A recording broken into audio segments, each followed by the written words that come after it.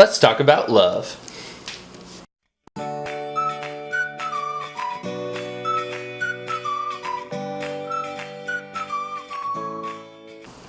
Hello and welcome to Mr. And the Mrs. Today we are going to talk about one of the best advices that we were given when we were engaged and preparing to be married. It's love is an action, not a feeling. To explain that, so what a lot of people think when you say love is that, gushy mushy, Butterflies, the weak makes you, knees. yeah, it makes you giggly and just, the Disney version of love.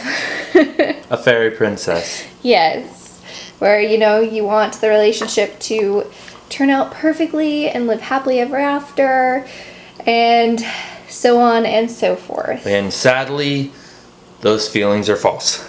Well, they're not false. Yeah. They're a good stepping stone. They are very good. You have to realize that there's a path beyond that stone. Yeah. That stepping stone. But that path is a very long journey. Yes. Usually these feelings are occurred from love infatuation, which is chemicals in your brain that are firing when you meet this one person. These chemicals are like dopamine, and it gives you this connection and these butterflies. Well, do you want to say the research? Yes, I have it. We have down. research on it. Researchers say. Researchers found that the brain creates a chemical called phenylethylamine, or PEA for short. It is a naturally occurring amphetamine substance from within the brain that stimulates and increases physical and emotional energy. Yeah. The initial attraction between these two individuals causes one to produce more PEA, which results in these dizzying feelings and the butterflies and the weak knees, which can be associated to romantic love. Which is, that totally explains a lot. It does. The beginning of a relationship starts like that, which is a good thing. Yeah. I mean, you're supposed to initially be attracted to the person, physically attracted, emotionally attracted, get to that kind of jittery feeling when you get around them. You put up with a lot more than you realize that you're doing. Yeah. When those feelings of the PEA and those chemicals are still firing, something may annoy you from that other person does, but you won't really acknowledge it in a way because you're like, oh, that's just, it's just a little quirky sometimes side you won't they even have. notice it. Yeah, and it's very quirky, and you think it's cute and stuff. Yeah. Usually, love infatuation at most wears down after 3 years. So, 3 years you can have this feeling that they are the one. And well, even, just, yeah. Every couple is going to be different. Every Yeah. couple's relationships are going to start out differently and lead differently. Yeah, we acknowledge that we were under the love infatuation spell very, very early. It was probably within 6 months or so of our relationship. Yeah. And then she goes, that little quirk you did? And I was like, yeah. I don't like it anymore. I was don't like it anymore. No. What? But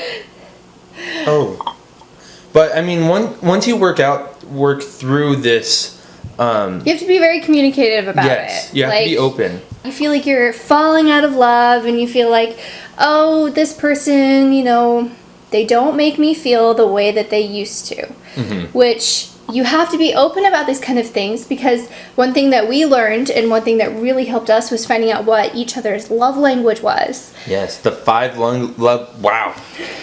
the 5 love languages. I just said 10. Well, 5 for you, 5 for me. Well, no. Oh, okay. Well, each person could have as many as... person's different. Yes, but there's... So, what we found with our love languages is that I am very... You like service. Acts of service, yes, that's mine. My top one is acts of service. So, when stuff needs done around the house, or, yard work, or construction work inside the house, because I'm usually the one that does a ton of it. Sweeping or vacuuming Or- or dishes, yes. and If any of that stuff gets done without your without asking. my asking, that's when I feel most loved. Is when, when he does stuff for me without me asking. Yeah. And my love language is words of affirmation. So, not just saying, hey, you look nice, but actually going in depth of a compliment or in depth of why I'm important or something of that sort. That really lifts me up and I feel the best at that time.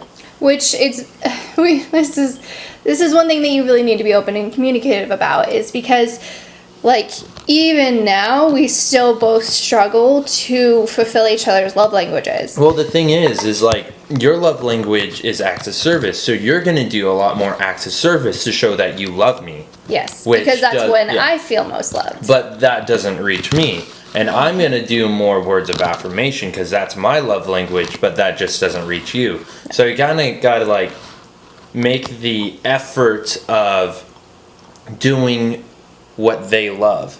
Doing and what the other person loves the most. Yeah, to show them that, hey, I want to do this for you because I love you type thing. Yeah.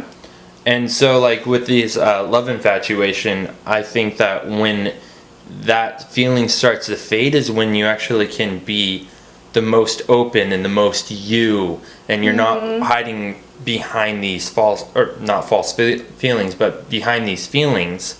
And then you can actually be open, you can be quirky in yourself, and if they accept you, that's just, they're accepting you for you. And the one thing too is, when you are open about it, you can look at the other person and be like, hey, I really don't feel loved right now. Yeah. When you're open about your relationship and open about your feelings, it takes a while. It's scary. It's scary opening up. It is. And it takes a while to do so. It is. But when you can say, hey, I really don't feel loved right now. Yeah. And the other person won't get offended because you're already open about how you're feeling. Yeah. It's not like a big, whoa, what am I doing wrong type thing. I didn't mean to. Yeah. So, going through rough patches, we found that having that clear understanding that love isn't a feeling, but we need to act upon our love. It helps us get over those really rough patches and helps us keep moving forward and striving to figure out what's wrong or get over financial problems or whatnot. It just helps us keep on moving. But we're the working thing is that through we're it. working through it. Yeah, we're learning. Yes. We're learning how to love one another through our actions and through our physical behavior and how. And the fact that we're not giving up. It's the fact that you keep on going and you keep pushing forward and you keep communicating. So the best way to get through those rough patches is finding and acting upon your love.